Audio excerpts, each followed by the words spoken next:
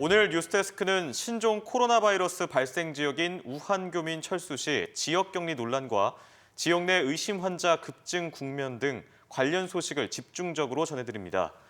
정부가 오는 30일과 31일 전세기 편으로 중국 우한에 있는 우리 교민을 철수시켜 격리 관리하기로 했습니다.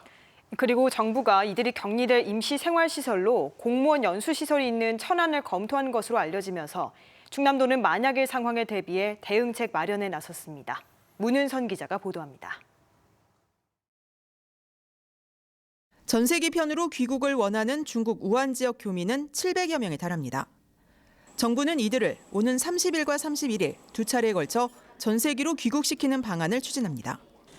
특히 이들은 일정 기간 정부가 정한 공무원 교육시설에서 임시로 생활하게 됩니다. 신종 코로나 바이러스 잠복기가 2주로 알려져 있는 만큼 이 기간 단체 생활을 하며 증상 여부를 확인할 것으로 보이는데 정부가 공무원 연수시설이 있는 천안을 한때 유력한 대상지로 검토하면서 충남도는 비상이 걸렸습니다.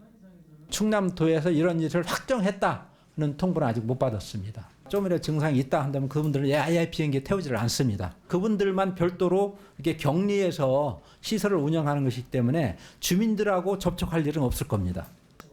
임시생활시설은 국가시설로 중국 우한에서 입국하는 교민을 모두 수용할 수 있는 규모고 국가격리병상이 있는 의료시설과의 접근성 등을 고려해 보건복지부 장관이 지정합니다. 장소에 대해서는 기준과 원칙은 정해져 있었습니다. 국가시설이어야 되고 생활시설이 가능한 곳이어야 되고 집단이 대규모 집단을 수용할 수 있는 시설이어야 된다. 충남도는 지역 내 격리시설 2곳이 집중되는 것에 대한 우려를 전달했고 이와 관련해 정부에서도 임시 생활시설 지정 지역을 재검토하고 있는 것으로 알고 있다고 설명했습니다.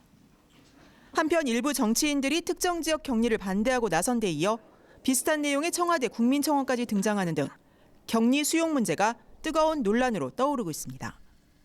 MBC 뉴스 문은선입니다.